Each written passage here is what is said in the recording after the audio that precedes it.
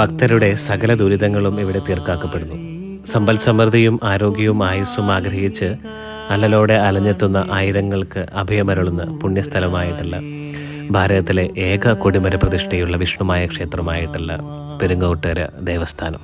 കേരളത്തിലെ മറ്റു ക്ഷേത്രങ്ങളില്ലാത്ത ഒരു പ്രത്യേകതയാണ് പെരിങ്ങോട്ടുകര ദേവസ്ഥാനത്ത് നടക്കുന്ന എല്ലാ ദിവസവും നടക്കുന്ന മധ്യാഹ്ന നൃത്തദർശനം. ക്ഷേത്ര ശ്രീകോവിലിൽ നടയിൽ നൃത്തരൂപത്തിൽ ദർശനം തരുന്ന സാക്ഷാൽ ശ്രീ വിഷ്ണുമായ സ്വാമിയോട് ജാതിഭേദമന്യേ സങ്കടമുണർത്തുന്ന എല്ലാ ഭക്തജനങ്ങൾക്കും പ്രശ്നപരിഹാര പൂജകൾ നിർദ്ദേശിച്ച് നടത്തിക്കൊടുക്കുന്നത് എല്ലാ ദിവസവും ഉച്ചയ്ക്ക് 12 മണിക്ക് നടക്കുന്ന സവിശേഷമായ മധ്യാഹ്ന നൃത്തദർശന വേളയിലാണ്.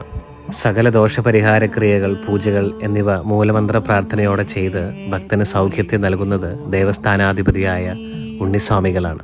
ഭഗവാന്റെ ചൈതന്യത്തിന് കോട്ടം തട്ടാത്ത വിധം ദിവ്യസങ്കല്പത്തോടെ നിശ്ചയിച്ച പൂജാവിധികളും ചടങ്ങുകളും മൂലസേവകനായിട്ടുള്ള വേലുസ്വാമി മുത്തപ്പൻ്റെ തലമുറകൾ ഇന്നും ആചരിച്ചു വരുന്നു.